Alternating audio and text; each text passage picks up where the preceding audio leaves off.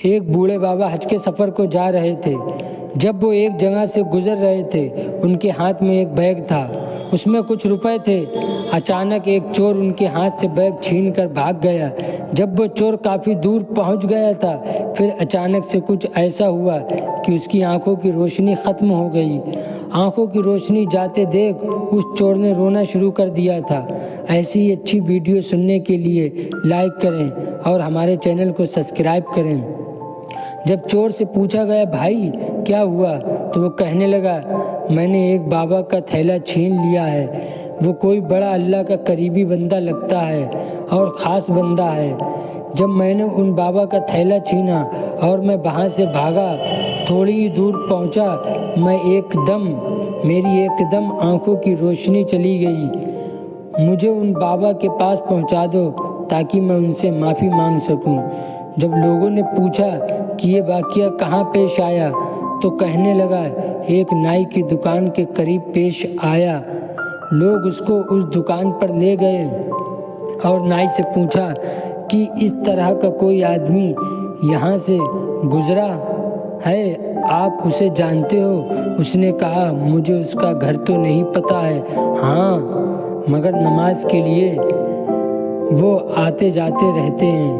یہ لوگ ان بابا کے انتظار میں بیٹھ گئے۔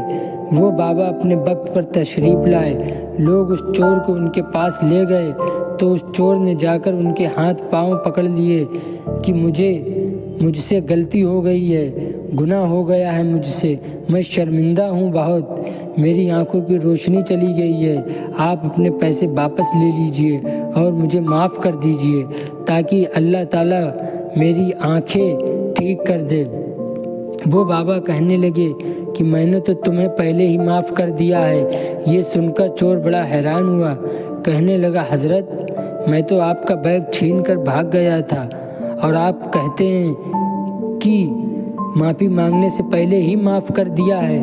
آپ کہنے لگے، ہاں میرے دل میں ایک بات آ گئی تھی۔ آپ فرمانے لگے، میں نے ایک حدیث پڑھی تھی جس میں نبی اکرم صلی اللہ تعالیٰ علیہ وسلم نے ارشاد فرمایا ہے کہ قیامت کے دن جب میری امت کا حساب پیش کیا جائے گا تو میں اس وقت تک میزان کے قریب رہوں گا جب تک میرے آخری امتی کا فیصلہ نہیں ہو جاتا ہے، تو اس لیے میں نے تمہیں معاف کر دیا۔ میرے دل میں یہ بات آ گئی کہ اگر میں نے اس چور کو معاف نہیں کیا تو قیامت کے دن یہ مقدمہ پیش ہوگا اور جتنی دیر میرے مقدمے کا فیصلہ ہونے میں لگے گی، اللہ کے نبی علیہ الصلوۃ والسلام کو اتنی ہی دیر جنت سے باہر رہنا پڑے گا، اور مجھے یہ گوارا نہیں ہے کہ میرے